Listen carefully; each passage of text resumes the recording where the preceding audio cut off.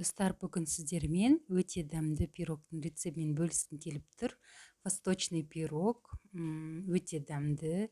Осы мен өзім 4-ші рет жасап жатырмын. Менің отбасыма және қонақтарыма өте қатты ұнаған пирогтардың бірі. Сіздерге де ұнайды деген сенімдемін. Менімен бірге дайындап көріңіздер.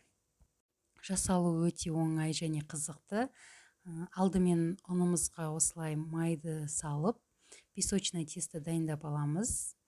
Қаймақ, жұмыртқаның сарысын, разрыхлитель қопсытқышты қосып, өте жұмсақ қамыр илейміз.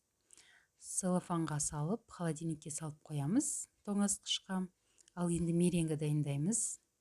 Жұмыртқаның ақ уызын миксердің көмегімен осылай бір жаққа айналдырып осылай шайқаймыз. Қантымызды 3 бөліп қосамыз. Миксерді тоқтатпай айналдыра береміз, сонда осындай меренге болады. Ал енді салмасына бізге әртүрлі осындай жаңғақтар керек болады. Турап аламыз. Қамырымызды 2 бөлікке бөлеміз. Біреуі кішкентай болады, кішірек. Екінші қамырымызды оқтаулап аламыз.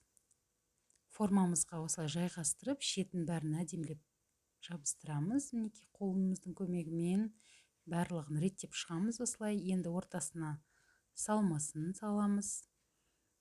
Үстіне меренгамызды құйып, бетін қатты баспай тегістеп шығамыз. Екінші қамырды оқтаулап, осылай бетіне жайғастырамыз. Ол үлкендеу болады, ештеңе етпейді. Мінекей осылай қамырды ортаға тартып, әдемілеп бетіне осылай жайғастырамыз. Жұмыртқаның сары уызын жағып, әдемілік үшін бетіне кунжут себеміз. Қызып тұрған духовкамызда 30 минуттай пісіріп аламыз. Енді әркімнің духовкасы әртүрлі.